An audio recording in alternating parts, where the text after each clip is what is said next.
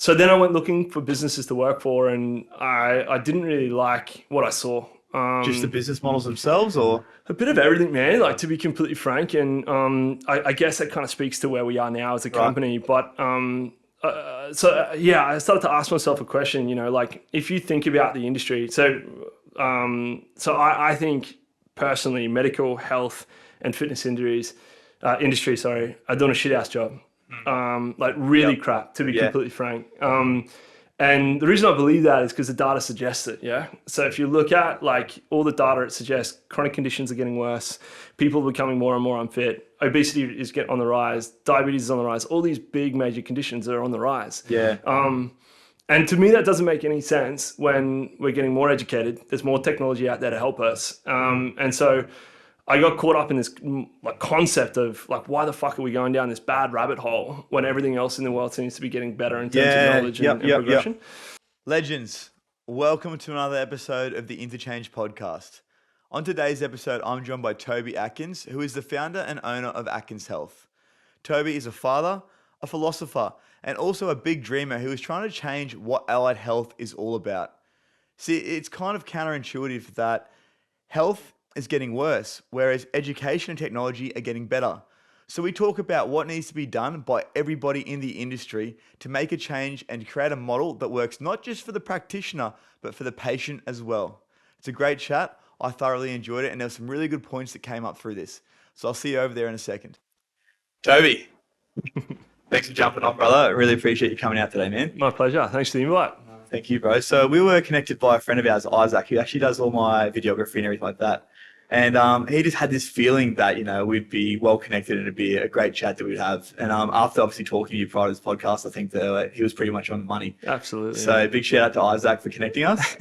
But so you run and own Atkins Health. That's right. That's your baby. Yeah. So tell us a little bit more about Atkins Health, what it is exactly that you do there. Yeah, cool, man. So I guess Atkins Health it's an allied health company. Yeah. Born and bred basically here on the Gold Coast from 2013. Yeah. So the background of that is actually it's a funny story. I won't get too far into it because we'll literally take the whole podcast on it. But how long's the whole podcast? Yeah, well, that's a good point. That's one thing we did not discuss. Yeah. No, but look, I graduated with exercise science in 2010, I think it was. Yeah. And didn't know what I wanted to do with it. All I knew is that I didn't want to be a physio. Yeah. Loved my physios out there, but it just wasn't my thing. Hands-on treatment and diagnosis just wasn't what I was looking for. Cool. So I actually moved to the mines, bro, and worked up as a labourer and did all the hard yards up there. Ended up with a truckie.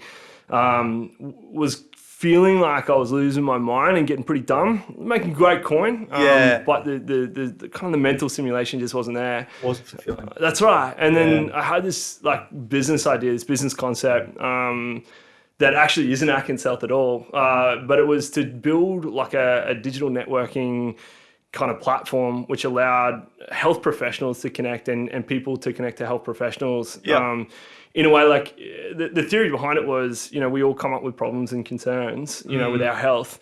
And sometimes we just want an answer, but we scour Google and get shit answers. Dr. Google. Right, yeah. and so, how cool would it be to be able to just, call up or throw a question out there and then decide on who you wanted to answer it. Kind of like your Upwork and your Fivers and all that kind of shit. But for doctors and allied health. Exactly. Okay, yeah. So cool. that was the concept. And I thought it was great, good money maker for the doctors. They could do it in their lunch breaks or at home or any time of spare time. And good for people because it's nice and easy for them to connect. Convenience, right? Right? Yeah. Now talking about it, it's like, why the fuck aren't I doing it now? But that was the reason. I hope it's all good to swear, right? Of course, bro. Yeah, cool. Man, have you not heard what I speak about? Obviously not. Yeah. So, I had a porn star on here for fuck's sake. Not just any porn star, fucking the #1 male porn star in Australia. Straight up. Yeah. Wow. You got to watch that one, bro. Yeah, I will. I fucking will, for sure. Shout out to Dale.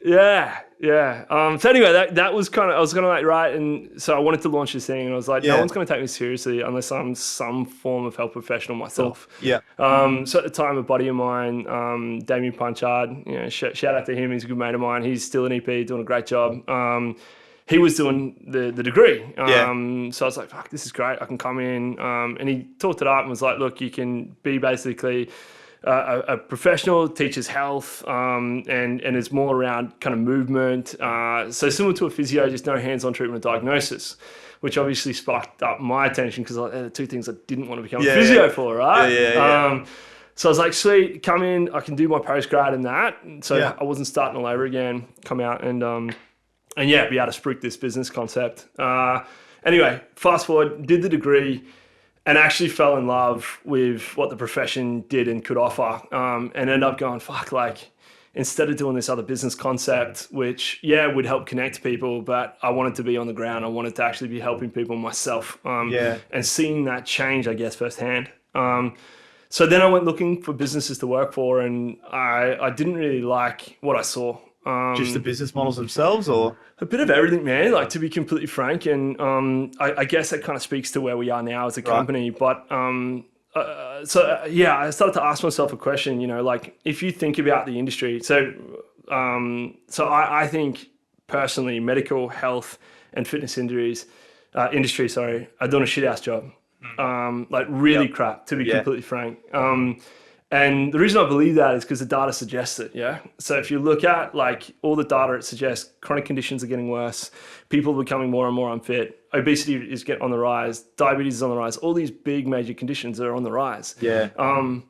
And to me, that doesn't make any sense when we're getting more educated. There's more technology out there to help us. And so I got caught up in this like concept of like, why the fuck are we going down this bad rabbit hole when everything else in the world seems to be getting better in terms of knowledge and progression? And, like I don't have all the answers, of course, but, I think one of the biggest things and biggest reasons for that is actually the progression in technology and the lack of the need for us to actually get up and move our body. We're becoming more and more complacent because things are becoming... lifestyle, right? Exactly, So anyway, that was kind of a mission. And so I thought about it and I was like, no one's really kind of spruiking this. And if I looked out into a lot of the businesses that surrounded me and the opportunities to be working for somebody else, they weren't addressing this problem. They were treating the same way we've been treating for years. Symptoms. Right? Symptoms. But even just the concept, man, like, if you think to the core of it, particularly in health and medical, I'll speak to them, but they pride themselves on this evidence-based kind of treatment, right? Which I think is great. Like the concept of it makes a shitload of sense. But what we fail to understand is that evidence or research is too fucking slow. The way we do it is too slow. So by the time it hits, I guess, actual businesses and out there to practice, it's 10 years before the idea came about. And shit's already changed. So fundamentally, there's a lot of things that need to change in terms of these industries. I just wasn't seeing anyone address that. So I guess that was the birth of Atkins Health and our purpose and vision, which is through innovation to revolutionize health. I love that. I love that. So now we spoke a little bit earlier about your background, right? So when you were younger and you went through a bit of adversity, and I feel like that's something that really shapes people to be big thinkers, okay? It's like, how can we leave our mark on the world? What can we do to change the world? So can you share a little bit about your childhood and what led you, I guess, to move towards wanting to be in allied health and actually help people? Yeah, cool, man. It's a great question. And something that like I've thought a lot about, but haven't like probably shared a shit ton. Cool. First to market with this one. Okay. So basically, I come from an amazing family. Like I must admit, I want to talk about all the good things as well as the adversity, right? Of course, bro. I'm incredibly fortunate in that respect. Have a loving mother and father who are still together. I've got an older sister who's amazing, and a younger brother who continually basically pushed me to be better, I guess, my whole life. He was like my little shadow, which was always cool. So always had that kind of protection concept of him. But before kind of that all kind of came about, I went to school in primary school, like literally year one, and for some unknown reason, and I have no idea to this day why, but very early on in my schooling career, if you will, there was a gentleman probably a year or two older than me who seeked me out for no apparent reason and kind of bullied me, right? And the bullying, I guess, looking back on it, was was not really that bad. Yeah. You know, like, but when you're, I don't even know how old you are when you go to school, for like 7 years 5. old or 5. There you go. Grade 1, yeah. There you go. I've got Yeah, a son, he's turning 4. Oh, he's turned, 4, he's turning 5. So Oh, no way. I've got all this to look forward to. Yes. So share it all, bro. Share it all. Fuck. All right. Yeah, cool. So yeah, like little things are big to you, right? Of course. So this kid, you know, would seek me out in the playground, and he always used to be able to find me. Like, I don't know why, but wherever I was, he would find me. And he was older than me, had a group of mates, and he would come up and be like, "The principal wants to see you." And I'm like, "Fuck, why?" Like, and he would like then harass me and give me all just these fuck reasons. with you, really fuck with my head, right? Yeah. And then, you know, if I pushed past that mental barrier that he would throw on me, he would get physical. And it wasn't hectic physical. Like, I look back, I never got injured and never like did damage per se. But again, it was a psychological trauma that was pretty full on. And I guess it ended up actually leading to me going to class, going and eating, because we had designated eating areas in the school I went to. And then when everyone would go and play, I'd go and sit by this pole that was outside my classroom and just wait. Wow. And that was it, because I was too afraid, I guess, to go anywhere. And that lasted for about 1 or 2 years. So well, let's not take away from that though for a second, because you said obviously like it seemed very like minor now, but at the age of 5, 6 years old, like we don't know how to process that emotion. Like we do not know how to process emotion any which way. So we have a little bit of something that's we're not used to. We get pushed into that dark corner. It becomes a really big thing, right? So true. Yeah. And it was. And it was kind of like, I don't know, I remember like a sense of embarrassment to some degree, but it was odd. It was so strange. It was like at home, I'd play on the street with my mates on the street, and it was like none of that was ever a problem or an issue. You know, when I was in the classroom, I had friends and everything was all right, but it was literally just those playtime, I guess, that it went to shit. Well, you meant to look forward to that as a kid, right? It's like the best part of school, because you're like, well, shit, I get to get out of this classroom, which I hate. Right. And because obviously I don't want to learn. Yeah. And now it's been taken away from you. Yeah. Forcibly, which is shit. It was fucking crap, man. And it really was. And again, shout out to this lady who I don't know, never knew, but she was, she had a group of girls, and they would do their bloody hopscotch and all the weird shit that they were doing at that age. And she used to always invite me to play, but I was too shy and was like, no. Girls have cooties, bro. Yeah, exactly. Mate, 100% at that age, right? Yeah, for sure. So anyway, so that was the first episode of this bullying that kind of shaped me a little bit. And then it happened multiple times in primary school, bro. It was weird. It was like, so probably the most hectic. So then it kind of dissipated. I built the courage up one day with this gentleman on the soccer pitch, because I was all right at soccer. That was my sport back then. And it was weird how little things change your mindset. So I was playing soccer before school one day, and I was like, fuck it, I'm going down and playing. And he had the ball and he was coming at me, and I side tackled him and he tripped. And I was like, oh, fuck, he is human. And it was this connection, right? I was like, wait a second, I don't need to be scared of this dude anymore. Yeah, dude. This little fucking thing. And it changed everything for me. And so it's realization, eh? Right, it was wild. Yeah, I don't know. And then, probably the more severe bullying kind of thing I had was actually in grade 5. So again, I think because of that experience in grade 1 and 2, I didn't really stand for it. I couldn't get around bullying. And, you know, in those younger years, unfortunately, bullying is kind of cool. Like, the cool kids bully other people, right? Of course, yeah. They do, yeah. And so that wasn't me. Anyway, so it got bad, bro. Like, in grade 5, and again, for no particular reason, this guy friended me, and we became really good mates. And over the course of, like, 3-4 months, and we were hanging out and all this kind of stuff. Life was good.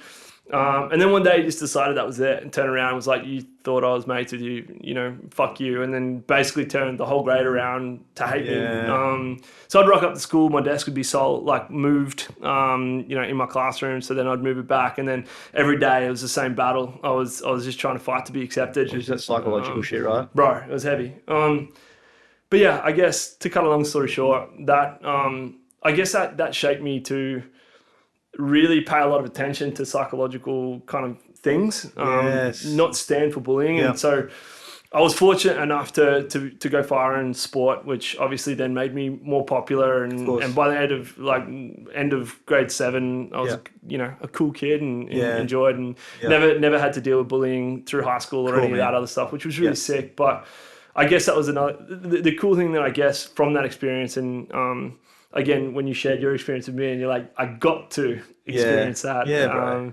It's fucking cool, man. Because I got to too. And from that, it allowed me not to stand for bullying even amongst my friends. So like if I saw my mates bullying people, I'd be like, what the fuck are you doing? Pull your head in. And I guess, that kind of probably led to this concept of me wanting to help people and get around that, I guess. I think that what you said then about the psychological side of things, right? Like you became a victim unwillingly to the bullying, right? And a lot of people, I've seen this obviously in my previous time as a PT, that people become victim to their injuries. Sure. And it's not even like a physical thing anymore. It's more of a mental thing. So obviously you transitioned from being that person to now being able to inspire other people to, I guess, step out of that victim mentality and become the victor in their own story, right? With, love that. I guess, Atkins Health. That's the way I see what you've said. Is that pretty much on the right path? You're pretty much spot on, man. And I guess that's it, dude. Like, and it's pretty much that's the crux of it, really. Like taking control and things like that. And it's really funny. A lot of the stuff that we were talking about earlier before this podcast. We should have just started filming then, right? We had some cracker. 100%. The cracker stuff is all right. It'll come up. I'm sure it will. Yeah. But that habit building stuff, man, it's like it's huge. Like you are a product of what you do, and what you repeatedly do. Consistency and compliance. Yeah. So I know you've got your 6 pillars. I've got my 4. Yeah, cool. The two most important before, like, which are leagues above the other 2, are consistency and compliance. Yeah, bro. So without that, you can't do anything, and I think that applies to not only health and fitness and medical. It applies to everything in life. Well, I saw obviously a couple of episodes because Isaac pointed me in the direction of is it Coffee Chats? So a podcast you had going for a little while. Nice one, bro. Lucky we got the camera there.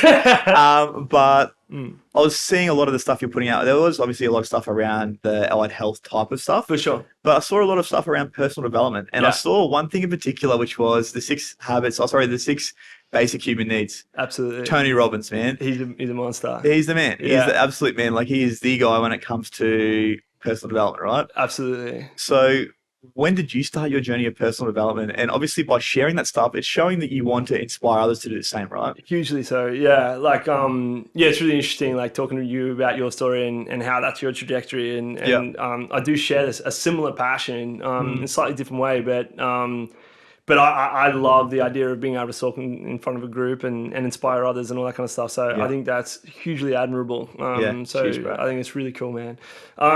So personal development, dude, honestly, it probably comes back to, the origin story. I don't know. I've always loved learning. I guess it's interesting. Like to me, personal development comes hand in hand with listening. And we talked a little bit. We were speaking about this. Yeah, bro. This is cool. Yeah. So one thing that I've really noticed is in my life, at least, I've never been the most skillful. Ever. I've never been, I guess, the most intellectual. But one thing that I've been able to do quite well is be able to listen and then apply.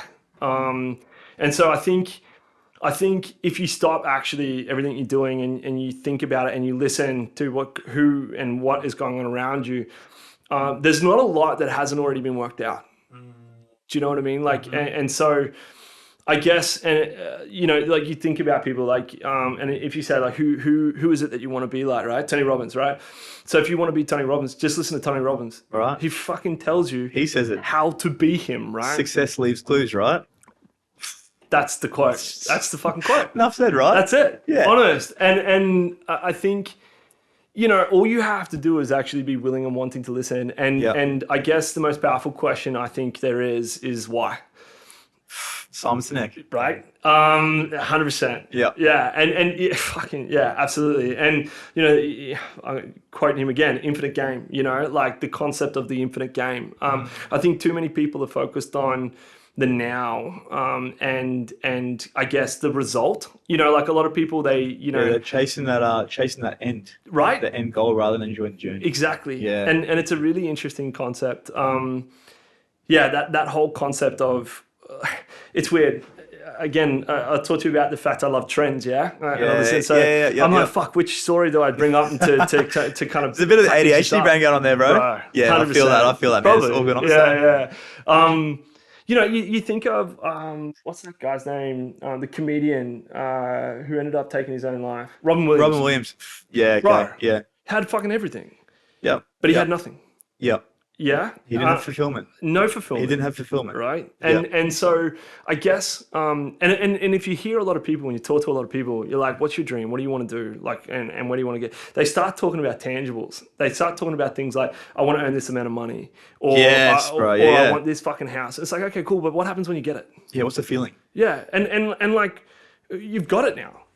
So now what? Like, are you done with life? Yeah. Like what, like, so for me, What next, Yeah. Yeah. And it's like, fuck, like, I think, one thing that, I talk to my team about this, is like the greatest fulfillment. If you think about those 6 things, right? So you got, now I'm going to test myself. I've got to remember them all. So you got variety, Yep. certainty, Correct.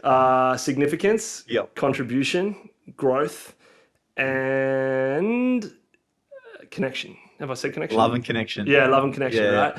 So if you think about that, and you understand that that's what people crave and that's what people want, Yep. that love and connection and contribution, significance, you start to see that it's all about giving. It's more about giving than it is getting. But this is the thing. I think there's a shadow and a light side to everything, right? Because there's significance that can come from a place of I'm going to step on my coworkers to get what I want. I'm going to be number one. Or there's I'm going to be the person that people seek out and listen to so that they can be inspired. Right? There's two shadows. There's a shadow and a light side to everything, right? It's the same with variety. It's very true. There's the same with, variety, right? Like it could be womanizing, going from girl to girl to girl. But you could have the variety in another part of your life by obviously having different things you do each day. Once again, it's feeding into the shadow of the light. That's very interesting. That's fucking fascinating because I have a habit of being an optimist. So I tend to see the light a lot. Yeah, of course. But you're so right. Like there is these two options, and I guess that's I guess my blind side. Hey, hello. Sorry for interrupting your podcast, but I just wanted to quickly jump on and tell you about the must-have personal development tool for 2023, and it's called the Happier, Healthier You Journal. So I'll take you back to about 6 years ago. I'd just gotten out of jail for the last time and was starting my journey of personal development and growth. There was heaps of gurus, heaps of information available, but so much so that it became confusing. So I came up with the Happier, Healthier You Journal to help you to navigate what can be an absolute minefield. From the very get-go, you open the page and it'll challenge you to dive deep with self-assessments, daily activities, and check-ins to figure out exactly where you're at, where you'd like to be. And then from there, the journal becomes the tool to help you to bridge that gap. So to get your hands on this, click on the link below and don't forget to use INTOCHANGE10 at checkout for a cheeky 10% off. I'll see you back over on the episode. I don't see that as often, which is important, I guess, to understanding others. So when I think of significance, I think of I need to be important to other people. Yes. So like if I'm stepping on other people, they're going to fucking hate me for it. So that's not significant, and Right. that's not adding contribution. So it's a different understanding of what significance is, and once again, that's your understanding of what significance is. It's not necessarily right. It's just what I see. Perspective, right? Yeah. And so for me, I'm like, all right, well, how much value can I give? Yeah. And if you think about it, if you really stop and you think and you look at all the incredibly successful people in the world, that all the most of all these people, what they have in common is their ability to give. It's their value that they can give. Yeah. And what you then realize is the more you can listen and understand and gain as an ability to then be able to deliver, that in turn will bring you the outcomes that you're chasing. Yeah. But if you focus on the outcomes you're chasing, you lose track of what it actually takes to get there. Yeah. So I think this is a really big topic of conversation in today's society where they want the short-term wins. They see Instagram, external validation, quick validation, the quick fix. It's showing that people are overnight success. Right. They don't see the hard work that goes in, the 10 years of grinding beforehand, right? Exactly. Yeah, exactly. And it fucking blows my mind. I guess I don't know where the question originally. It's just all right, bro. Keep going on the tangent. I'm loving this. No, but that's I guess that's my story. Like that's what I'm all about. So like for me, it's like, okay, cool. Like even amongst my team, my whole, so on my gravestone, on my gravestone, probably one of the most important things I want written is a facilitator of other people's success. Yeah. Like that's what I want to be known for. Yeah. Like, because I think that if I can facilitate It's an actionable. Yeah. And facilitation means that something's happened. Yeah. Which means that I've been actually be able to shape and help other people get what they want out of life. So yeah, I guess that's my purpose, if you will. Would you say that's your why? I'd say so. Yeah. Yeah. I really would. And that's why I guess Atkins is like my baby, man. Like it's like I have other companies, and they all kind of stem around this concept of being able to facilitate others. Yeah. All of them. And it's subconscious, which is interesting. But yeah. Well, with what obviously you're about, with what Atkins is about, it was about changing the medical model, right? That's right. So, I mean, let's just fucking call it out. What would you say is wrong with the medical model that we currently see when it comes to allied health? What would be the big, I guess, things that you see as pits that we're currently facing? Cool. Allied health, and I guess medical is pretty similar. I think fitness has got a different problem altogether. I think there's a lot of problems there too, though. Yeah, bro, there are. Fucking oath, man. There are. But in terms of medical and allied health, I think one of the biggest problems is a lack of true understanding and data, which sounds a bit weird, but so excuse me, for me, so I'll ask a series of questions which will kind of help me answer your question. So do you know of, have you been a physio before? Yes. Okay, cool. What did you go for? I had rotator cuff injury. Okay, cool. How good were they at treating you? Shit. Okay. Do I need to go further? I can tell you all about it. Yeah. We will, right? Yeah. But when you saw him, how certain was he that he was good at it? Yeah, he was 100%. Right? Yeah, he was set on this is going to fix it. Right? To the point where he almost undermined me as a PT because I told him what the injury was. Right. Yeah. Fuck, there's problems there, right? Yeah, man. I'm not going to mention names. I'm not going to say which, but obviously, like having an understanding of that, because I've done a lot of work and spent a lot of time on rehab and that sort of principles. Yes. And a lot of work around the strength and conditioning principles Yes. and how to use obviously movement for medicine. Bro, you understand your body. Yeah. Yeah, exactly right. So he was pretty much telling me that, like, this is what's going on, and almost like don't even think about trying to diagnose or treat clients, That's fucked, I hate that. Anyways, but yeah, back to the moral of the story. That's the model we're in, right? Right, and I guess this leads to my thing. So honestly, you go to anyone in the industry, and you go to them with any condition, just about, and you'll be like, hey man, like I've got this, can you help me? And none of them will say no. And they'll all say yes. And they'll all say, and you'll be like, oh, that's fucking great. And when you say they'll all say yes, they'll say yes without actually looking at the issue. Yeah, and even if they do, they'll fucking say yes. Yeah. Like, I guess I'll lead into the bigger problem, I guess, is the truth is they don't know. Yeah. The truth is they don't know. Every case is different, right? Every case is different. And even if there are similarities, I guess what I'm getting at is how do they know they're good at it? How do they measure themselves? Like, is it by success and obviously by recurring injuries or lack thereof? Right. Yeah. And so I go, fuck, man, you're pretty impressive to be able to memorize the 200 times that you've seen these clients and how many of them you've actually got success with. Yeah. And they're like, oh, fuck. Like, and what makes you, like, this concept of we're in a science-backed industry, right? Yeah. Where it's all about science. And I already told you one of the problems with the industry is in the fact that we're too afraid to innovate a lot of the time and do things that may not have already been, like, we are always doing what's already been done. Yeah. And what's been done has probably been done for the last fucking 20 years. Yeah. With no progression to how we are. We're not progressive. We're like too afraid, I guess, to step outside and go, no, this is what I believe. Fuck the normal trend, right? Right? Yeah. Fuck the normal trend. Make the trend, like, so for us, anyway, I'll get back to for us in a second. So, and then so then if they are progressive and that's not so much a problem, there's not enough self-reflection and not enough information or ways of capturing information that allows us to know whether or not we are actually good or not. Yeah. It's actually fascinating. And so that was the birth of my second company around data and data collection. So okay, yeah. So we were speaking about this before, and I was like, how is data collection and Atkins Health the same? But like, there's obviously very big similarities there. Absolutely. Because of what you're capturing when it comes to data. Absolutely. Yeah. So for me, I'm like, my headspace, right? So if I want to through innovation revolutionize health, I have to accept the fact that to get to be able to influence, I need to be able to speak their language, right? So the language of allied health and medical is research, right? We've already discussed that. Yeah. I don't like the way the research is done, but it doesn't mean that I don't like research. Yeah. So I guess what I'm doing is I'm reshaping and reframing the way I believe research should be done, right? Hey guys, sorry to interrupt again, but if you're liking what you see so far, don't forget to like and subscribe and share with your friends. Remember, all your support is really appreciated, and I'll see you back over on the episode. Okay. So how I'm doing that is I'm creating a software piece that allows us to basically have a clinic or a multitude of clinics that their day-to-day treatment is almost or could be utilized for research. So instead of so essentially we're making the research on the go. So what I mean by that is we are tracking what we do, how we do it, and what result we get. Is this within Atkins Health? You're using that then to create the data? Correct. Yeah, okay. So we've built software that talks to the way we do things, that extracts things so that we can turn around and go, the dream will be, and we're not there yet, but we're on the way.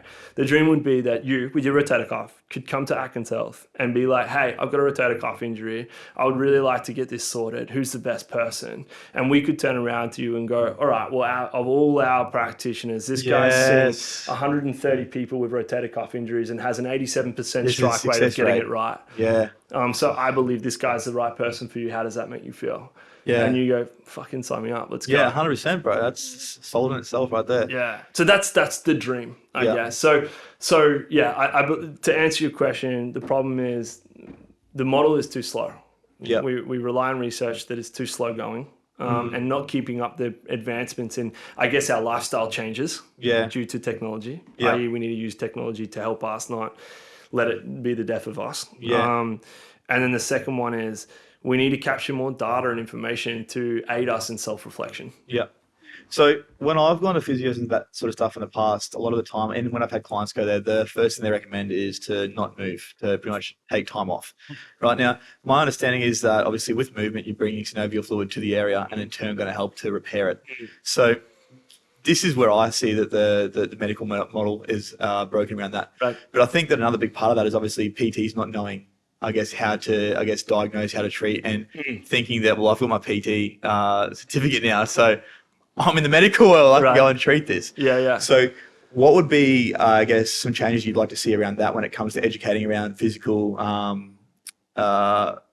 physical training, so personal training, that sort of stuff? What would be some changes that you would implement in that industry? Nice. Yeah. So for the fitness stuff, I think the fitness industry, I for one think it's amazing. To be completely frank, I think the importance on it is not great enough, and that's why we have the issues that we've got. Yeah. And what I mean by that is I think the way we move our body and the education thereof is incredibly important. Of course. And the problem is in the industry, we pump out a lot of PTs without proper education.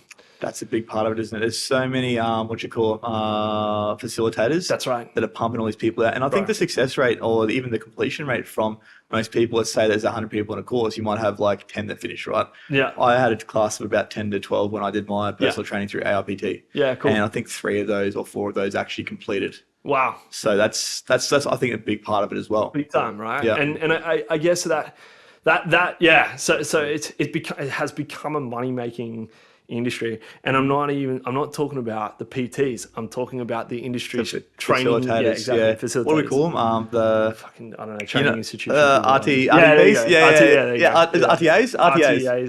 whatever the hell. Something, it is. 3 letters. Yeah.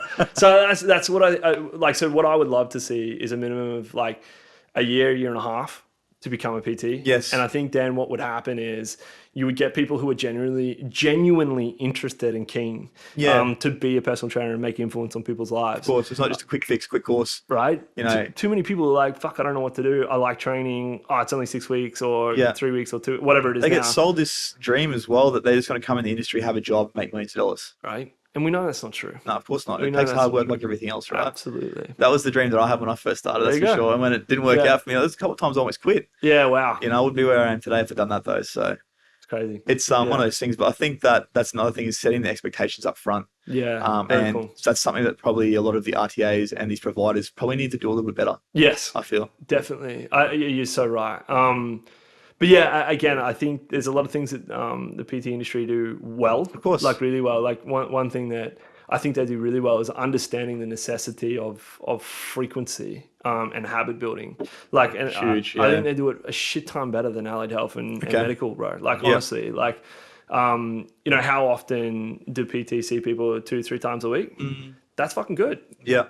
Most people need it. Yeah. That's why they're coming to you. Yeah, They yeah. need to be kept accountable. Yeah. You know, I'm not saying forever, but they need that at the beginning. The idea is obviously to build them to a point where it's like done for you, done with you, do it by yourself. That's that. the idea. It's like the self-parenting model, right? Yeah, that's magic. And that's what I work off. And obviously that's what a lot of people do work off. But there's also a lot of PTs out there that will drip feed and not educate because they think, well, That's crazy. if you know too much, then you don't need me anymore. Yeah. And it comes back to that validation of self, right? Yeah. This is something that you said earlier, man. It was around the, like, I think it was around the medical model. So, you know, treating, but also then like not treating to fix this, more so treating the symptom. Yeah, absolutely. And it's a huge issue, right? Yeah. But it's interesting because I think, again, it's harder not to. So, you know, if you think about it, someone comes in, they're in incredible pain, right? They're like, fuck, man, my back is killing me. It's 9 out of 10 pain. Sort me out. It's so much easier to go and treat the back pain. Yeah. Then turn around and be like, look, This is where it's coming from. I understand there's a back pains here, but actually we got to sort out the way you walk. Yeah. And it's going to take some fucking time. Yeah. And it's going to take a lot Your gate's all of effort from fucked you. up. Yeah. Your gate's all fucked up. You're walking like a buffhead and it's not going to work out for you. Yeah. Harder because one, you've got to convince the person that That's not just back pain. right? Yeah. And then two, you've got to actually rely on them to fucking fix it. Because the true cause of most, not all, but most scenarios that we find ourselves into these chronic pain things is usually actually something that is habitual. So it's something that they're doing. So again, and you know from They come back a week later, they've got the same problem, right? yeah. So you run into this concept of, do I help the person now, knowing that I'm not actually fucking help them at all, or do I really spend the time, energy, and effort on this person and try and get them to see what the problem is, but understand there's work involved. Yeah. And like that's our option. That's the one we take. But it's also challenging sometimes for a client who just comes in and goes, "Hey, I want to jump on the bed and sort me out." Yeah. Just give me a manipulation. Yeah, there. Stick the needles in. Give me some garp, some good fuck crack pop. So it's a harder option, but it's the right one. So with Atkins Health, I actually saw that you guys do personal training as well. Yeah. So I think what you're saying there around... Just started, by the way. Cool. Yeah. That's really exciting. Yeah, it's fucking exciting. I think that's fucking amazing because there's a big misalignment there when it comes to post-client treatments. Yes. Post-client management and obviously what they do after they're done with you guys, right? I feel like there's a big gap there that needs to be bridged because they come see you guys, right? They come see the allied health and they get the fix, right? They get told, go to X, Y, and Z, do your exercises, and 99% of people do what? Do it. Exactly. Yeah. So I think there's a massive gap there between that and actually full recovery because otherwise these people keep coming back with the same symptoms, same issues, and it's probably because there is that gap. They don't know how to go about that. And I guess this is my question to you. Yeah. Is that what the PT side of things is for you guys, is to bridge that gap? Great question. So I guess I got to answer it in kind of two ways. First one is, have you heard of exercise physiology before? Yes. Okay. So in terms of EP is like almost like EP is more of that habitual changing kind of stuff. So I guess we're more about habit building and trying to bridge that gap. So that exact example that you talked about just then is kind of our bread and butter. Cool. So we're more about nurturing that client through to like this kind of concept. Yep. So as an EP, where I guess the easiest way, if I play footy on the weekend, hurt my knee, I'd go see a physio. I'd get diagnosed with what actually went wrong. They would try and get me to a functional state, get me out of inflammation, things like that. Yeah. Then they'd ideally go and see an EP, right? Who would then work on, making sure that this doesn't happen again, work on, there is a lot of S&C components in it. We spend a lot more time in the gym. Yeah.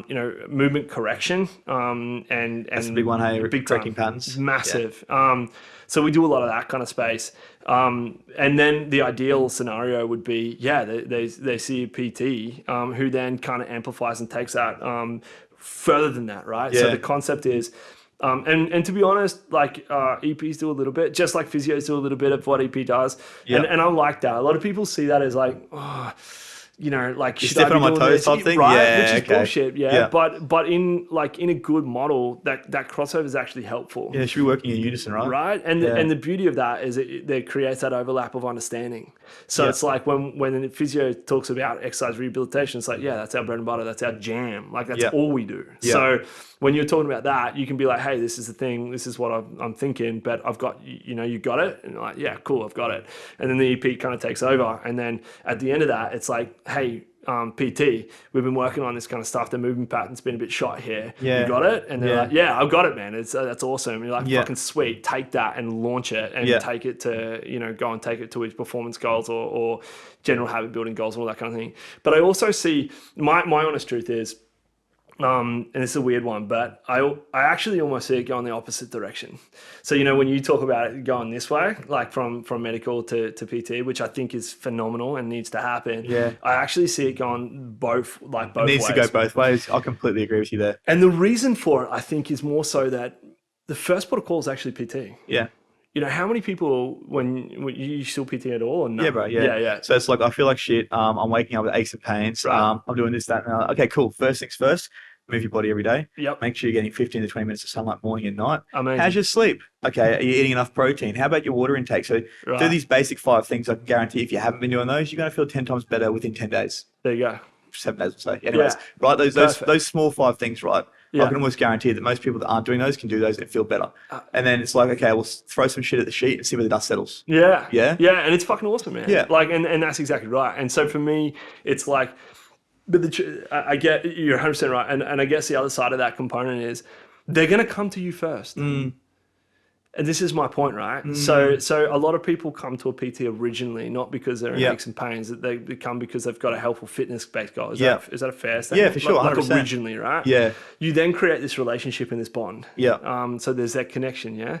So they're getting fulfillment from you because you've got that connection, yeah? Yeah. And then from there, then if anything goes wrong, you're the first person they're going to fucking talk to. Yeah. They're not going to go because they have that connection and relationship. Yeah. So to me, where a lot of people get this whole model wrong is that they think the doctor is the first fucking person that people talk to. No, that's right. If they're doing the exercise, it's usually the PT. But I think the problem is that those PTs then think if I send my person to that physio, to that osteo, to that chiro, they're going to say to stop exercising. That means I don't make money. Right. That's where a lot of people, I think, are falling short with actually referring out. Yeah, dude, 100%. Yeah. And this is why in our model, like at our company, everyone's on salary. Yeah. So everyone's a team member. We're all one business. We're all out for one goal. Yeah. So like if you lose a client, like you haven't lost a client. Yeah, that's right. They're still coming back, bro. That I think is a great model. And so instead of, it changes the mindset of people because instead of seeing dollars when they look at a human. That's how we see it, isn't it? That's how a lot of people see this. Yeah. And I get it, but it's sad. I get it because it's a business, but it's sad because, again, if you go back to what I was saying, you like earlier, you're forgetting about the fact that your value is how much you can give. That's right. Instead of thinking about how much you can get. That's right. Yeah, exactly right. Right? There's a cool saying I heard that was from one of my coaches a long time ago. So no one cares about how much you know until they know how much you care. And it's so true. Like you could be the fucking best PT in the world, but if you're showing up for the fucking money and not actually showing up because you care about the person, they're going to feel that energy. Bro. They're going to feel that energy tenfold. You know what I mean? Absolutely. You might get a few clients here and there, but when they actually realize that that's who you are, it's not going to work out for you. Like a million times over. Yeah, bro. And I guess that's something that I really like the saying. I haven't heard that before, but I fucking love it. I'm going to take that one. It's all yours, bro. I took it from someone else, so it's all yours. Yeah, we'll just keep It's a good thing about knowledge, right? It's meant to be shared. Oh, you got to listen. But yeah, so I guess something really early on, and I guess if any PTs are listening to this, I think one of the biggest things that you can learn is to refer out when you're not the best person for the job. Fucking know. That's the thing is knowing and acknowledging that, because a lot of people, I think, struggle with that because it's like that bit of an ego. Right? And the problem with ego is it gets in the way of everything. Of course. But if you refer out, the funny, and this is something I learned really early, right? The moment you refer out and say, actually, I'm not the right guy for that, you actually build a stronger connection and Of relationship course. with that client, because they're Yeah. like, oh fuck, okay, so everything I come to and he treats me for, he is the man, because everything he's not, He's refers me out. I trust him enough now to actually be able to refer out. Right? Yep. So it actually builds connection. And what you'll end up finding is, particularly if you have the right language and treat it the right way, it's not about you, it's about them. Of course. Yeah. And so if you're referring out to somebody and someone else sees that, what do you think that other professional is going to do? They're going to be like, oh, fuck, this guy cares. So when I have someone that I need to send to someone else because my books are full, or I became a physio not to treat people physically, or I'm an EP and this person's, good to go on their performance side of things, and it's not really what I want to do, or to be honest, I would like to do it, but this guy's better at it. Yeah. I want to send him to them. Yeah. You notice that, again, this whole trajectory is we actually become a profession and professionals that are serving the purpose that we came out to do, instead of trying to be people that we're not. Yeah. And I guess that's, again, if you come back to, I guess, our story and the question around why we got PTs, is because you have a skill set that is awesome and better than in other aspects of my team, and I want that in the team, right? And my whole idea is that I want people to come and not care about what profession they're seeing, because, or even sometimes what person they're seeing, because they come to Atkins to get helped. Yeah. And if they're not coming to see John, Joe, or fucking Jane. Bro, it doesn't matter. Yeah. And on the day, like if you were coming to see me and I'm like, fuck man, you should actually be seeing the PT. I'll be like, cool, so next session, I know, we've got this, but you know Nathan, he's a fucking weapon. You good with him now? And they'll be like, yeah, absolutely. And I'll be like, it's all good. Like if this fucking flares up again, Nathan knows, and he'll, instead of seeing him that week, you'll come see me. Yeah. Like it's no big deal. Like we're all here to look after you. We're all in one place. We're all saying hello to everybody. Like it's all one kind of thing. So, I don't know if I answered your question. I think you did. I think we got there, bro. That was cool. Yeah. But so obviously you're big on the personal development. We were already speaking about that before. Tony Robbins, all that sort of stuff. Is that something that you instill within your team? Like, because obviously you said a big part of what you're trying to do is inspire and obviously change the medical model. Yeah. And obviously by doing that, you can't do it alone. No, absolutely not. And I guess someone I look up to in this, who's done this incredibly well, is actually impact theory.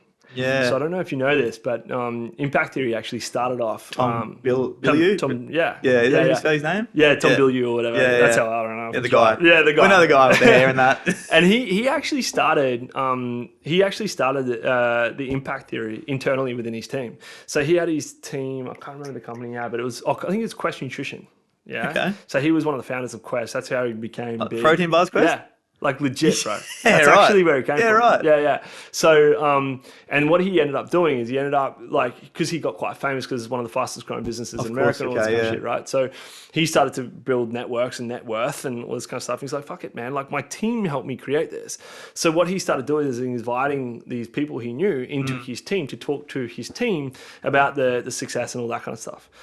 So that's how impact theory started. Okay. So then it became a thing of its own. And so I heard that story and I was like, fuck that's brilliant. And so to answer your question, it's weird. I also had this theory that nearly everything's the same. It's a weird concept. Okay. But like, I want to hear more about that. Yeah, cool. So the way I treat my clients and the way I think about my clients, I think about my relationship, my family, my team the same way. Okay. Right? So if I'm treating my clients and I'm like, I just want to do what's best for you, I'm thinking, how can I help you better? How can I treat you better?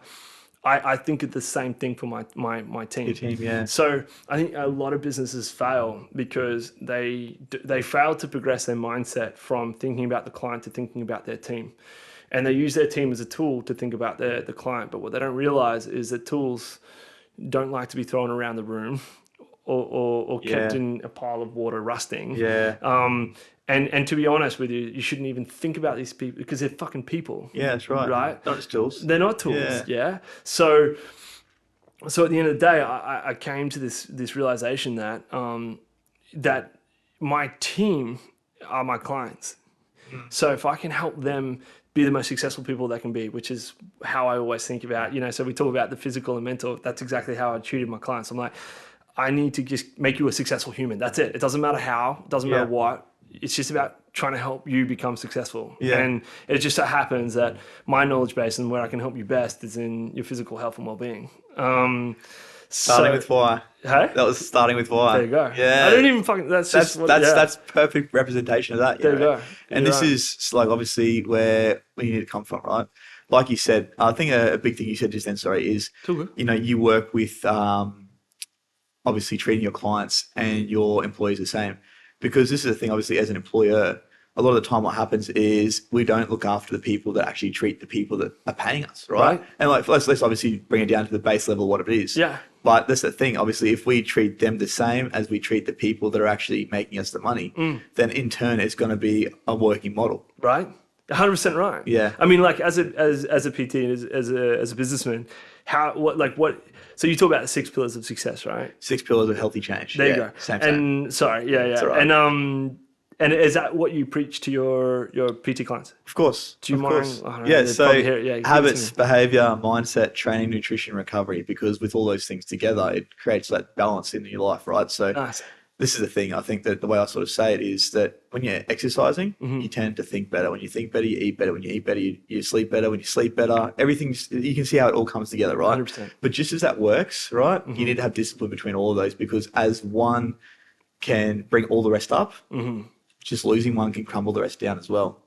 And I'm sure that you've seen that as well. So for instance, you're going to the gym, you're eating really well, this is all happening, you have a big weekend, and then all of a sudden you've not gone to the gym, which means that you haven't got your meals ready for work because that wasn't obviously you're not thinking about it like you were. Yeah. And then your food goes to shit during the weekend, all of a sudden you're feeling like shit. Yeah. So true. That's why I think the 6 principles there are like obviously no one is more important than the other, but I think that exercise for me, this is the way I see it, is the modality that brings them all together. Starts it all off. Yeah. Right. So do you know what's probably the best example of that? Okay. Aging. Yeah. Okay. Think about it. Yeah. So if you think about it, right, like, and we think about our older generation, like our old people, right? Yeah. And we think about things and we start to break those things down, right? So what do you notice about their sleep? Tends to get pretty shit. They sleep less, right? Yeah. And it goes to shit, yeah? Yeah. Why does that happen? Because they're not exhausted. I was going to say they're not burning as much energy during the day. Exactly. Right? So their body doesn't have a need to recover. Yeah. So why doesn't it have a need to recover? Because you're not moving enough. I had this and their activities same conversation with my mum just the other day. Fucking it's so true. It is, bro. Yeah. And then, okay, so what do you notice about their food? It's shit. Why? Because they have no reason to eat the food. Yeah, they don't feel they need to eat, so they only eat 1 time a day, 2 times a day. Because they're not moving. Yeah. Yeah. So it all and so you talk about like digression and dying. Yeah. Like most of the people that fall into this category are because they're failing in those areas. Yeah. Those 6 areas. It's so true, right? Yeah. So my 4 are consistency, compliance, technique, and progression. Yes. Yep. So they're my 4, right? So in the same way that yours are your 6, if you can apply those things to a client, but you ask yourself, okay, so now take yourself out of a client, you think about a team member, because I don't like employees, or like they're my team, right? So my team member, so they're your peoples, right? Exactly. And it's interesting, eh? So like I'm about to have my first child, which congrats, bro. Thank you. Boy or girl? Don't know.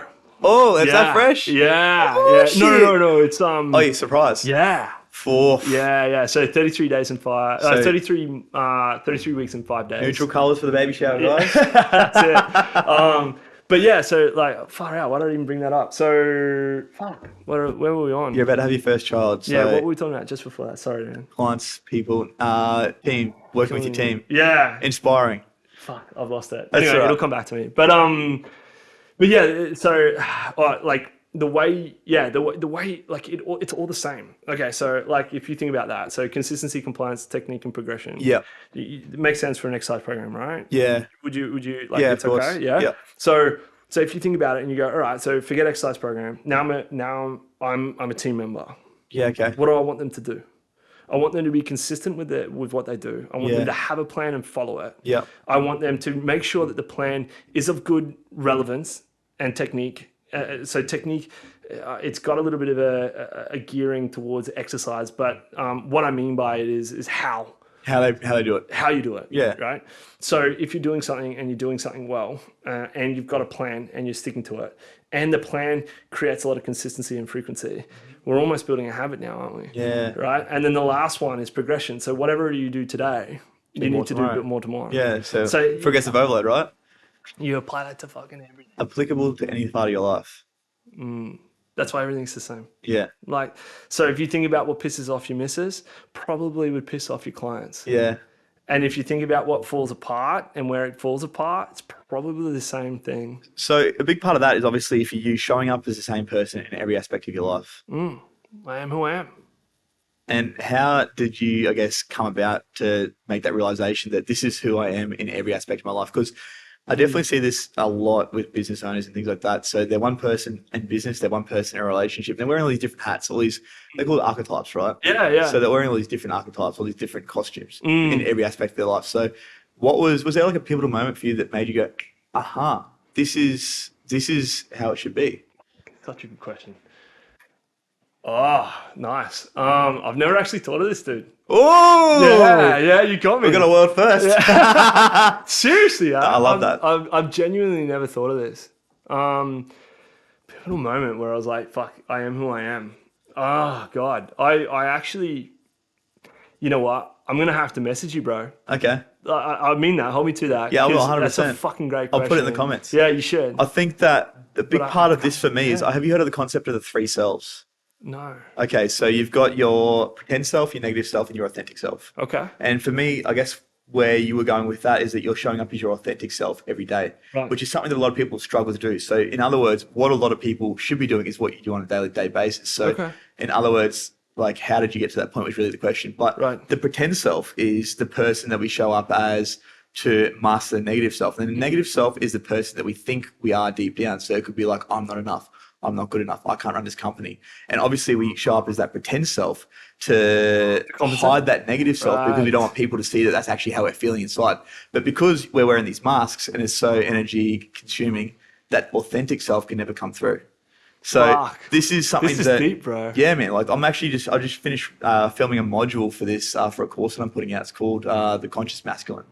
Yeah. And it's a big part of it is that 3 selves, because we show up as one of the 3, but generally it's that we're pushing the authentic self away, which means that we're doing things that are out of character. We're doing things that are actually pushing us further away from who we need to be, because it could be that we're trying to people please. It could be that we're trying to be a certain person to get a certain way to get to a certain place in business. Right. Yeah. So that's why the pretend self shows up. So for you, it sounds like you're that authentic self in every aspect of life. And I'd just love to know how, I guess, that came about, because that's a really good concept and something that I think a lot of people need to hear. Man, I love that.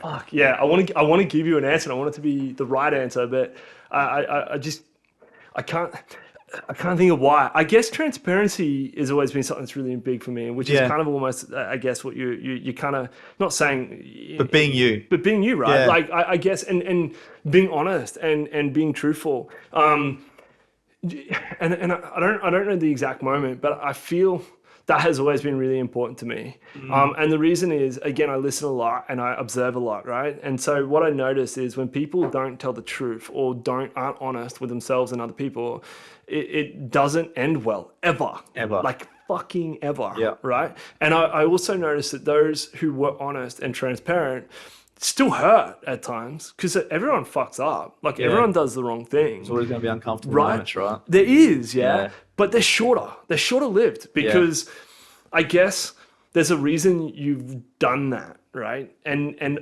ultimately, I think it's it's the ultimate assumption, and I think that's a thing. And I think like it's in a book somewhere. My wife actually told me this one, which was really cool. It's like the ultimate assumption is to always assume the best outcome. It's always assume the best. Like always assume good, right? So for me, I'm always assuming that I put myself in a situation because it was the best thing for me to do at that time. Or that's at least what I thought. Is this when you're thinking about past events? Or is this in general? I think kind of almost in general too. I think it helps being present as well, right? So like I talked about earlier, how like I don't like a full diary. Yeah. Do you know what I mean? Like, you know, we were having some fun just before trying to sort some shit out, right? And, man, just to bring some attention to that. So the microphones were being absolute dogs. And yeah, it's literally just one of those things. When technology is good, it's good, but when it's not, shit. Right? Yeah. It's so much shit. But if I was like one of those people who had everything kind of fuck, I've only got an hour of everything, you know that. Yeah. It would have put a lot of pressure on you, which would not have been good. It would have made this connection shit. Yeah, because you bro. would have felt even worse. Yeah. And I wouldn't have been able I already to felt bad enough as right, well. you did. Dude, And yeah. I was like, fuck, bro, it's all good. Yeah, but I love that. I think that's the thing, right? Like if you know that I'm like, I know I'm meant to be, and I'm not getting like philosophical or spiritual or anything like that. I'm literally like, well, you know, there's a reason I came here. There's a reason why Isaac pushed us together, right? And said this would be a good chat, and I'm fucking loving this, by the way. Dude. This is cool. Likewise, my man. So yeah, I'm like, Appreciate it, yeah, no, it's fucking, yeah, it's sick. Like I'm learning heaps, like, and I love fucking learning. Like, Yeah. I guess that's why I exist. But yeah, so I guess for me, it helps me being present and authentic, and it's literally. Okay, so one of the biggest influences on my life. I've never met him. Fuck, I'd love to meet him one day. And I think I will. I don't know how and why, but I got that feeling. Yeah. Ray Dalio. Do you know of him? No, I've never heard of him, bro. Bro, do yourself a favor and get his book called Principles. Okay. He's the greatest hedge fund manager the world's ever seen. So we're talking big dog, right? So you know Tony Robbins, obviously. He's your guy. You know the money making book he's got. I can't remember what the title is, but it's all about like investment and getting well. So he quotes at the beginning, "This is a book from Ray Dalio." Like that's the level he's on, right? So Warren Buffett and stuff, like he's amazing, but Ray's above him. Anyway, so he wrote this book, and one of his biggest things, and it was one of those moments for me that I was reading this book, going, "Oh my god, this is justifying, I guess, my thought process and kind of how I've tried to run my business and do run my business." And he talks about radical transparency and radical open-mindedness. Okay. So it means like, and it's fucking pretty hard sometimes, bro, when like you're sitting in front of someone and you're like, man, like they need to hear this, and I know it's gonna hurt. Yeah. But I'm actually ripping them off from a growth opportunity if I don't talk to them about it. Man, that's a really good way to look at it. That's a really, really cool concept to think about. Yeah, like you said, like any adversity that people have, and unfortunately, sometimes you have to be the person to share that news with them, is an opportunity for them to grow. It is. Absolutely. We either go through life or we grow through life, right? Fuck, I like it. I love it. That's some good one. Yeah, I like that. Yeah. But it's so true, man. Like every bit of adversity or every bit of a shit go that is presented to us is a chance for us to either level the fuck up or sit the fuck down and stay where we are. Yeah. It really is. Yeah. And if you're not going forward, you're going backwards, right? Like for me, it's like the shark is a great analogy. They're either moving forward or they're dying. Legitimately, I don't know if you know that, but they have to move forward. Yeah. If they're not moving forward, they're literally going to drown. Yeah. So like I believe, and again, another really cool thing he says in the book Principles is like he talks about like everyone has their idea of what we're here for, right? His is evolution. Yeah. He's like, the whole purpose of everything is evolution. Yeah. Like, so you're here to evolve. Yeah. You're here to become better, and you're here to grow, and you're here to help humanity and your genome and your family tree or whatever it may be. You're here to create growth and evolution. Yeah. So if we really think about that, you know, that whole go or grow, like we go through life or we grow through life, which you mentioned, I think is fucking awesome. And it's so true. Like you're either fulfilling the purpose of being here, which again, you can go back to the 16. See how like it all links, bro. Like, and that was one Very of those, aligned. Yeah, I'm jumping all over the shop, but I'm loving it, bro. It's great. yeah, I don't know.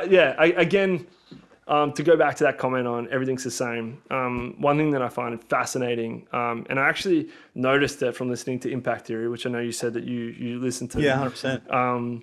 And it was just a podcast I was listening to this time in my life. I started to pay attention not only to the story and what people were saying, but how they were saying it and how they got there. So Tom Billy is a great podcast interviewer. Yeah, he's he gets great. real fucking deep on things and asks people questions like you have today, mate, actually, where I've never been asked before.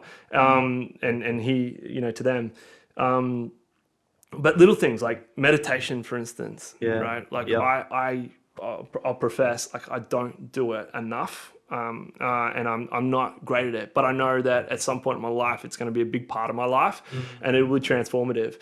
And the reason I feel that way is actually because if you listen to the guy who climbed Mount Everest, to the guy who created $1 billion business, to the guy who or the girl, sorry, or who changed, legislation, to like all the, like, in very unique and different aspects of success. They all meditate. They all have something in common. They all have that thing in common, right? And so that's why I think trends are so valuable. Because you can pick up things from everyone and go, fuck, they all do it? Well, it must be important. That's the thing. You look at the most successful people in the world, and they all have habits. They all have rituals, and they all have things that they do daily, which help to be, I guess, show up as their best version of themselves. But something I want to jump on, actually, that you said before was about evolution, okay? That's obviously the purpose of human life is for us to evolve. So we started in the Stone Age, and obviously we'll hit each other with clubs, and we obviously have cars now. And this is my thought is, are we actually going forward? Are we further regressing? Because like technology is sure as shit, it's going forward. But as a human species, as an animal species, as humankind, do you believe that we're actually moving forward? Really good question. I guess I'm gonna split that in two, and then I guess give my opinion on the whole. I think our brain is evolving. So I think if you take out our intellectual, I think our intellectual being is evolving incredibly. I'm going to do more than two. I'm here for it, bro. Yeah, bro. So I think like intellectually, we're phenomenal. Like we are consistently coming out with new and innovative ideas that blow my mind. Like the shit that we can do now is fucking ridiculous. Bro. Like it's just it's unworldly. The other two areas that I think which are just as important, we aren't growing in. So in other words, tangible shit. Connection. Yes. Sorry. So this one over here that we're doing well on is like the tangible stuff, right? And brains, I guess, and smartness. The connection, we are falling apart. Fuck yeah, I couldn't agree more. Like fucking terrible, right? Like so, like the fact that we're sitting in front of each other here is almost like weird. For we should have done this over Zoom, right? And how many times, bro? Honestly, this is why I love this, because it's just so much more authentic. That connection is. Well, you speak about the 6 basic human needs. Connection and love is one of my highest ones. Bro, has to be. Man. And it's fascinating. And I heard this, I don't know where, but one of the most interesting things about this is we look at each other in the eyes. I don't know if you know this, but or realize it. I certainly didn't until it was said to me. You're on Zoom. You are never looking at them in the eyes. Nah. Because you're looking at the screen, or the camera. You can't look at both. And for them to see your eyes, you have to look at the camera. But for you to see theirs, you have to look at the screen. So you're missing that vital connection, which is pretty wild. And then obviously the physical, like our actual physical being is falling apart too. It's going backwards. And that's what we talk about in terms of health, fitness, and medical, and where that big issue is. Do you think a big part of that is due to the advancements in technology and things like that? That's why the other side of things is falling apart? Big time. So with the advancements in technology and the other two, where do you see society being in 10 years, 20 years from now? Scary. It's scary. It's scary. It's almost like, you talk about adversity and how much we need that to learn. Oftentimes. I hope we learn, but it's going to hurt us a lot before I think it's going to get any better. And I just hope that we're smart enough as a species to learn from the adversity that will come. And then come out the other end and have like complete utopia, which is an interesting concept. Mo Gawdat, have you heard of him before? No. So he was the CEO of, it's not CEO. Anyway, top dog of Google X. So it's like the big innovative space of Google. And he wrote a book called Scary Smart, amongst a whole bunch of other books. And I haven't actually read the books, but I've watched him and listened to him over a podcast. And one of the really cool things he taught, like the beginning of this Scary Smart book, is there's a bunch of people sitting around a fire. And it kind of poses a question at the beginning, is like, are these guys hiding from AI and the way the world's gone? Almost like your rebel groups you see on, like, I don't know, TV shows of the future. They're hiding in or are they sitting around this fire in complete utopia because everything else is sorted for them? And it goes, and then so it talks you through that journey in the book, and basically says that there's kind of two options. So I'm not saying that I'm a wholehearted believer that book is. I haven't even read the book, so I don't know. But like, to answer your question, I think it's going to hurt sometime before it gets better. before it gets better. I think that a great saying that I heard somewhere that really brings that into, I guess, perspective is weak people create good times. No, hang on. Weak people create tough times create, how's it go? Hang on. That's all right. It's good times create weak people create tough times create Strong people. strong people create good times. Yeah. It's that cycle, right? And it's that cycle, right? And I feel like we're definitely in the cycle where it's like, we've had a bit of adversity, but things are definitely going to get worse before they get better. For sure, man. With that side of things. An example of that one, like that I heard was the Prince of freaking Dubai, or super. He's like a good example of that. He was like my great grandfather rode a camel. My grandfather rode a Jeep. My father drove a Land Rover. I drive a Ferrari. My son will drive a Land Rover. And it goes back again. Yeah, for that same reason. It's reversing that cycle. Because obviously they haven't had that adversity. They haven't had the learnings. Yeah. So that's, I think, something that's a big thing when it comes to, you're coming into obviously being a father. Yeah. And it's one of those things like being a dad, being a parent, there's no real right or wrong way to do that. Just don't kill your kid, right? Yeah. Just don't do that, because that's freaking frowned hope upon. not, right? But this is the thing, like, I feel like for me as a child growing up, it was like if I did something wrong, I was getting smacked, and that sort of built respect. But now if we were to even raise a hand to a kid, it's just so frowned upon. So it's like the society we live in has made, like, I guess, toughness, weakness, Right. and weakness, toughness, which I think in some aspects is great. But in others, it's obviously going to create a bit of a void when it comes to, obviously, well, look at the kids these days, all right? You see it on the news every night. They're out there stealing cars because nothing gets done about it. If that got done 10, 15 years ago, these kids would get hit with baseball bats by the people they're stealing the cars off. But now we do that. We're the ones that end up in jail. Right? Yeah. Wow. Yeah. It's a problem. That's the way we live in, right? And where does the change come from? How do we, I guess, as people start to make that change? Right. $1 million question, right? Yeah. It's an issue, and it's huge. And I think we're in this, where, like, going back to your cycle, I think your cycle explains everything. Or I think we're in a position of weakness. I think, we're in that space where we've had things too good.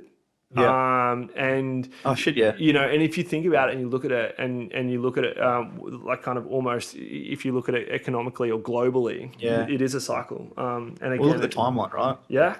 So, like, I mean, our parents, I think they, they had the Great Depression. Right? Their parents had World War II. Their parents probably had World War One. Like, they had all this stuff that created the way that they were, which has now created the life that we live in today. Right. Which has been fucking beautiful. Yeah. I mean, we've had COVID, right, and that's super recent. In comparison, really, what is that? Right. And different. Yeah. Like, it's such a different. Well, that was psychological more than anything, wasn't it? Bro, so much. Yeah, so much. And so I think, it's a phenomenal question. Where do I think things are going? I think as a human species, we're incredibly intelligent, and I think the intelligence side of things will hopefully make us kind of move on and progress and grow. But I think I think we're going to hurt before we're going to get out of that. I think a big part of that is, like what you said, obviously the intellect side of things is getting better, but the connection is getting worse. And I think if we can obviously fix that part, then things are going to get better for everyone, right? So much so, right? Yeah. Because you realize that connection, like the physical is part of that connection. As you say, like, without the physical, you can't be connected. So if all of a sudden, the physical connection becomes important, so too then is looking after your health. Because, the body we get around in is a depiction of how, almost the depiction of our habits. So, I mean, there's a lot to that as well. But it's a big concept, isn't it? It is. It's huge. Now, Tobes, I really appreciate you for coming on, man. Mate. Before we jump off, so let's just say that there's someone that wanted to start a business which was going to revolutionize the health industry. Huge. Where would they start? Yeah, awesome. Great question. So I think number one is purpose. Like what you were talking about earlier before. I think they need to understand what it is that they want to do, like how they want to innovate to revolutionize, like what part is what grinds them. Yeah. Then they have to get real about who who they're wanting to influence. The people they're talking to. Yeah, exactly. Yeah. So I can sit here and I can whinge and bark orders around how much I don't like the fitness, health, and medical industry. But if I'm going to influence them, I need to speak their language. Yeah. So I need to understand what's important to them, right? Yeah, get on their level, right? Yeah, right. And that whole concept of seek to understand before being understood. 7 Acts of Highly Effective People, great book. Listening to it right now. Yeah. And I've got it. Yeah, on that table. It's up there. No, it's actually in my bedroom. Yeah, cool. Yeah. So I read an audiobook at the same time. Yeah, cool. Yeah. So I can't read this stuff. I audio books and stuff. It's just how I learn. But so that would be the second step. Understand their audience and who they're actually trying to influence, and then work out a way to speak their language, but stay true to their purpose. Yeah. And then collect a bunch of people who want to help them get there, because you can't do it alone. That's right. Find people that are aligned with your why, right? For sure. Absolutely. Awesome, folks. Well, brother, really appreciate you coming up on there. That was awesome. That was sick. Yeah, now, if people want to find out more about Atkins Health, or even just about you as a person, as a human being, where would they find you? Yeah, great question. So obviously you can jump on atkinshealth.com.au. Yep. That's where we obviously throw a lot of stuff up. I've seen you got a lot of content on there. It's really cool. Thank you. Yeah, man. Yeah, we do try. I've got an amazing marketing team that are always pushing us to kind of get what we talk about on a day-to-day on there, so people kind of can see that and feel that. Yeah. I guess the Instagram and Facebook from Atkins Health side of things is all there as well. It's probably the easiest way to get through to me is actually through there. Yeah. And it's not me putting up barricades. I'm just absolutely rubbish personally on social media. Like I'm terrible. Yeah. So like if you happen to find me, you probably get to me quicker through Atkins Health. Like the guys have access to me. I'm still around. Like if people ask for me, like I'm so about going out there and helping people. So in the trenches. Yeah, bro. Like if someone wants a coffee, like just hit the guys up and say, I listened to this podcast and Toby said he'd have a coffee with me, so let's go do it. So, I love that. That's sick. Yeah. So easy, brother. That's it. Oh, man. Thanks again. That was cool.